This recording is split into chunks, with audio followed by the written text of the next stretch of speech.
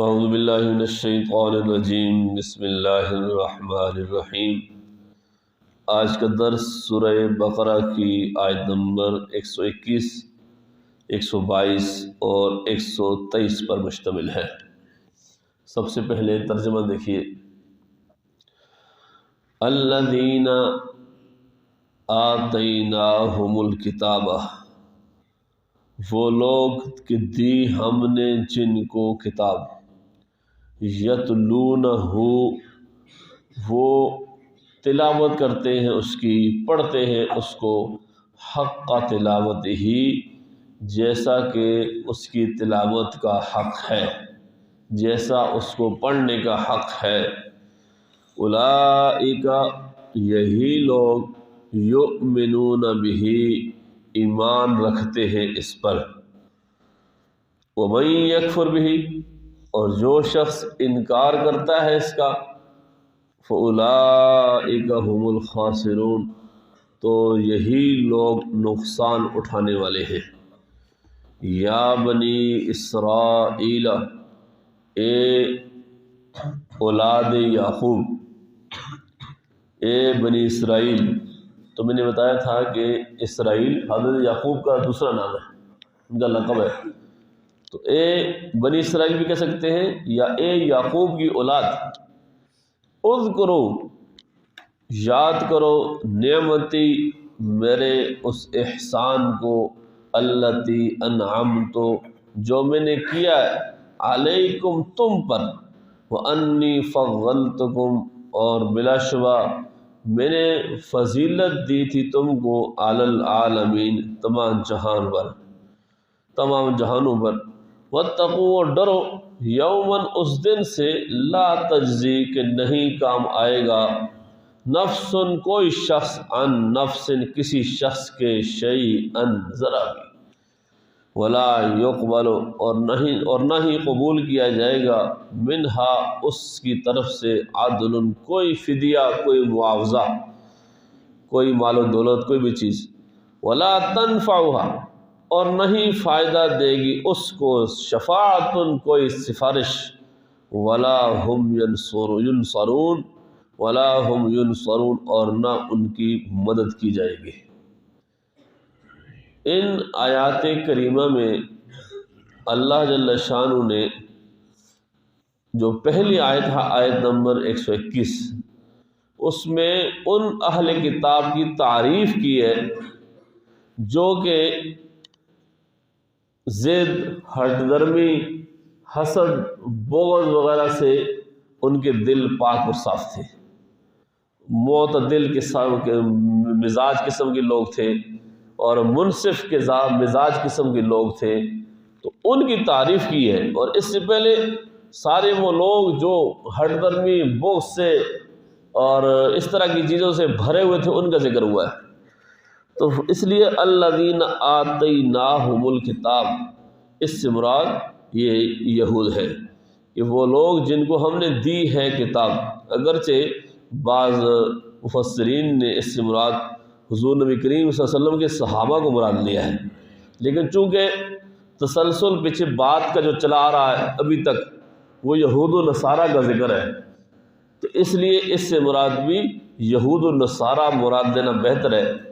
تو وہ لوگ جن کو ہم نے دی ہے یہ کتاب، تو اس سے مراد یہود و نصارہ ہے، کہ یہود کو بھی اللہ نے کتاب دی تھی تورات، اور نصارہ کو بھی اللہ تعالیٰ نے کتاب دی تھی انجیل۔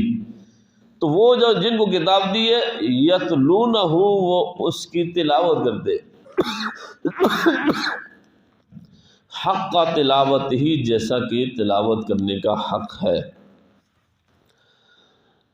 تلاوت کا معنی پڑھنا ہے، لیکن اصل میں یہ لفظ تلا یتلو، یہ تلون اس کا ایک مصدر ہے، اور تلاوت بھی مصدر ہے۔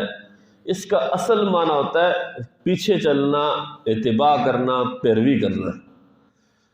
تو مطلب یہ ہے کہ کتاب کو وہ پڑھتے ہیں صحیح طور پر، سوچ سمجھ کے پڑھتے ہیں، اور اس کے معنی، مفہوم کو سمجھ کر پھر اس کی پیروی کرتے ہیں۔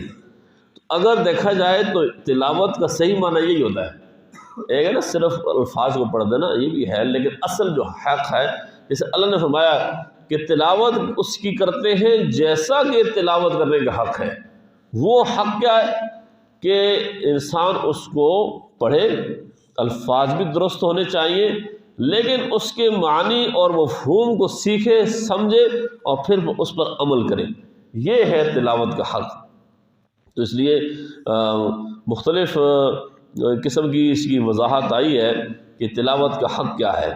تو تلاوت کا حق یہ ہے کہ جہاں جنت کا سوال آ جائے، ہم بھی قرآن کریم پڑھتے ہیں تو وہاں انسان اللہ تعالیٰ سے جنت کا تذکرہ آ جائے تو وہاں انسان اللہ سے جنت مانگے، اور جہاں جہنم کا ذکر آ جائے تو وہاں اللہ تعالیٰ سے انسان جہنم سے پناہ مانگے۔ یہ ہے اصل تلاوت۔ پھر جو اللہ تعالیٰ کی واضح آیات ہیں ان پر عمل کرے، متشابہات پر ایمان لے آئے، جو مشکلات آتی ہیں ان کو علماء کے سامنے پیش کرے، یہ تلاوت کا حق ہے۔ پھر حلال و حرام کو جانے اور کلمات کو ان کی جگہ رکھ کے اسی طرح پڑھے، اس میں ہیر پھیر نہ کرے۔ اور اگر حضور نبی کریم صلی اللہ علیہ وسلم کے بارے میں آتا ہے کہ آپ صلی اللہ علیہ وسلم جب کوئی رحمت کی آیت آتی تھی تو آپ صلی اللہ علیہ وسلم وہاں پہ ٹھہر جاتے اور اللہ تعالیٰ سے رحمت مانگتے تھے، رحمت طلب کرتے تھے، اور جب کوئی عذاب کی آیت تلاوت فرماتے تو رک کر اللہ تعالیٰ سے پناہ مانگتے تھے۔ تو یہ اصل ہے تلاوت کا حق۔ تو آدمی کو تبھی ہو سکتا ہے کہ جب آدمی اس کے معنی اور مفہوم سے واقف ہو۔ تو یہ جو اہل کتاب تھے یہود و نصارہ، تو یہ اچھے لوگ تھے، انہوں نے کتاب کو اپنی تورات اور انجیل کو صحیح طور پر پڑھا، سمجھا۔ تو اللہ نے فرمایا کہ اولئک یؤمنون بہ، یہی اس پر، اس تورات انجیل پر، اس کتاب پر صحیح ایمان رکھنے والے ہیں، کیونکہ اس تورات اور انجیل میں یہ لکھا ہوا ہے، یہود و نصارہ کی کتابوں میں، کہ آخر میں ایک نبی آئے گا، فلان جگہ آئے گا۔ تو انہوں نے وہاں پڑھا اور صحیح طریقے سے سمجھا۔ پھر جب یہ نبی آیا، اس نبی نے ان کو دعوت دی، انہوں نے دیکھا تو اس نبی کی تعلیمات کو قبول کر کے اس نبی کے مذہب میں داخل ہو گئے، مسلمان ہو گئے۔ تو یہ فرمایا کہ یہی لوگ تورات کو صحیح ماننے والے ہیں، جنہوں نے اس کو صحیح طور پہ پڑھا جیسا کہ اس کا حق تھا۔ تو ان کی تعریف کی اللہ نے فرمایا کہ اولئک یؤمنون، یہی صحیح ایمان والے ہیں، تورات کو ماننے والے صحیح یہی لوگ ہیں، کیونکہ تورات میں یہ لکھا تھا۔ تو جب تک ان کو یہ حکم تھا کہ تم نے موسیٰ کو ماننا ہے، عیسیٰ کو ماننا، انہوں نے مانا۔ جب یہ حکم آ گیا کہ اب اس کے بعد ایک اور نبی آ گیا، اس کو مانو، تو انہوں نے اس کو بھی مان لیا۔ تو ہمارے لیے بھی یہی بات ہے کہ ہمارے قرآن کریم میں جو تعلیمات ہیں ان کو ہم سمجھیں، پڑھیں اور پھر اس پر عمل کرنے کی کوشش کریں۔ وَمَن يَكْفُرْ بِهِ، فرمایا کہ جو اس کا انکار کرے گا، ان جو تعلیمات اس کو دی ہے، اس کتاب میں جو کچھ لکھا ہے، جو جیسے یہود و نصارہ کی کتابوں میں لکھا تھا، انہوں نے اس کا انکار کیا، یا ہمارے قرآن میں لکھا ہوا ہے اور ہم اس کو سمجھتے نہیں ہیں، یا یہ کہ اس کو ہلکا سمجھ کے ٹال دیتے ہیں، یا عمل نہیں کرتے، فَأُولَٰئِکَ هُمُ الْخَاسِرُونَ، فرمایا کہ یہی لوگ نقصان اٹھانے والے۔ دنیا کے اندر بھی ان کو نقصان ہے کہ کوئی عزت نہیں پا سکیں، کہ راحت، کوئی چین سکون نہیں آئے گا ان کو، چاہے جو کچھ بھی بنا لیں کر لیں، اور آخرت میں تو ان کے لیے سخت قسم کا اللہ نے عذاب تیار کر رکھا ہے۔ اور پھر جو آیت نمبر 22 اور 23 ہے، یہ والی آیت اس سے پہلے سورہ بقرہ کے شروع میں پہلے پاؤ کے قریب آیت نمبر 47 اور 48 میں بالکل یہی الفاظ تھے۔ اللہ جل شانہ نے پھر بنی اسرائیل کو خطاب کیا اور اس بات کو دوبارہ اعادہ کیا کہ اے بنی اسرائیل، اے یعقوب کی اولاد، میں نے جو تم پر اپنے انعامات کیے، میرے ان انعامات کو یاد رکھو۔ وہ جو میرے حسنات تم پر کیے، وہ پیچھے پوری تفصیل گزری ہے کہ کون کون سے انعامات اللہ جل شانہ نے ان پر کیے ہیں۔ کہ کھانے کے لیے اللہ نے ان کو من و سلوہ دیا، پینے کے لیے موسیٰ کو فرمایا پتھر پر ضرب لگاؤ تو 12 چشمے جاری کر دیے، فرعون کے ظلم سے نجات دی، دریا کو خشک کر دیا، اور جب وہ مشکل میں تھے وادی تیہ میں تو اس وقت ان کے لیے بادل کو سایہ کرنے کا حکم دیا۔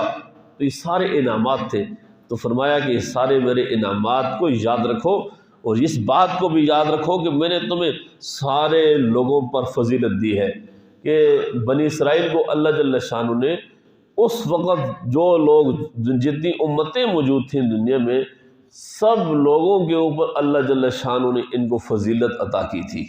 اور اس کی فضیلت کی وجہ کہ ایک اللہ کو مانو، اس کی توحید کو مانو، یہ وجہ ہے۔ یہ مطلب نہیں ہے کہ ساری امتوں پر بنی اسرائیل کی فضیلت ہے، کہ امت محمدیہ سے یاد رکھو کوئی بھی امت اوپر نہیں ہے، سب سے زیادہ فضیلت اس امت کی ہے۔ تو یہاں جو فضیلت کا ذکر ہے وہ اپنے زمانے کے حساب سے، جب بنی اسرائیل موجود تھے اس وقت سب لوگوں سے سب سے زیادہ فضیلت اللہ نے ان کو دی تھی۔ اور پھر فرمایا کہ اس دن سے ڈرو، آیت نمبر 123 ہے، کہ جس دن کوئی شخص کسی آدمی کے ذرا بھی کام نہیں آ سکتا۔ اس وقت ہر انسان اپنے اپنے اعمال کی بدولت وہاں پہ وہ اللہ جل شانہ کی عذاب سے بچ سکتا ہے اس مشکل وقت میں، تو کوئی بھی کام نہیں آئے گا۔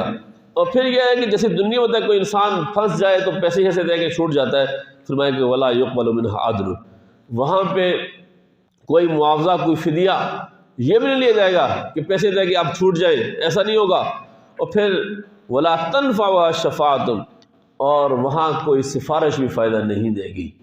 دنیا میں انسان پھنس جائے تو کوئی سفارش کرا لیتا ہے، لیکن وہاں پہ کوئی سفارش فائدہ نہیں دے گی۔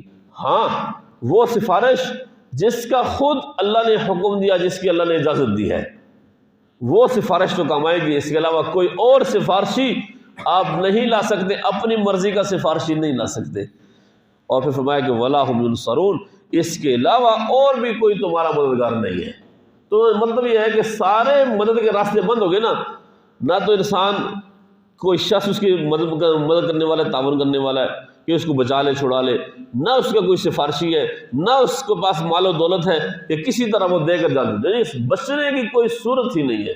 تو فرمایا کہ اس دن سے ڈرو، اور اس جو اللہ نے احکامات دیے ہیں ان احکامات کو مانو اور اس پر عمل کرو، تو پھر تمہارے لیے کامیابی ہے، ورنہ پھر ہلاکت ہی ہلاکت ہے، بربادی ہی بربادی ہے۔